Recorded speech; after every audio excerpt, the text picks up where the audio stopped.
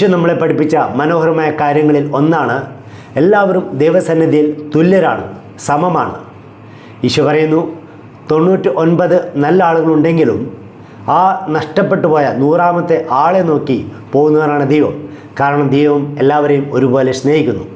ഈ ഒരു ആശയമാണ് നമ്മൾ ബൈബിളിൽ ഉടനീളം കാണുന്നത്.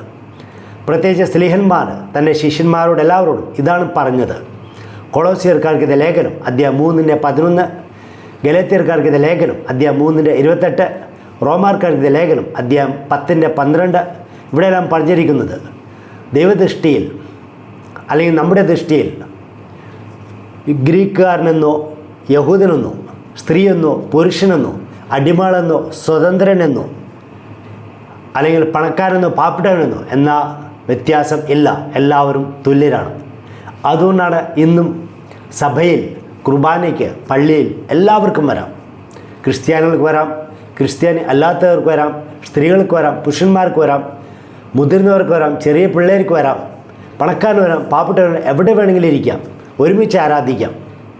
പിന്നെ വേറൊന്നുള്ളത്, ഈ ഒരു ആശയം ഉള്ളതുകൊണ്ടാണ് ക്രിസ്ത്യാനികൾ ലോകത്തിൻ്റെ എല്ലാ ഭാഗങ്ങളിലും പല മതസ്ഥരായ ജനങ്ങൾക്ക് സേവനം ചെയ്യുന്നത്. അതുകൊണ്ട് ഈ ചിന്ത എപ്പോഴും നമ്മളിൽ ഉണ്ടായിരിക്കട്ടെ. എല്ലാവരും ജാതി മത ഭേദമന്യേ തുല്യരാണ്, ദൈവദൃഷ്ടിയിൽ തുല്യരാണ്. ആമീൻ.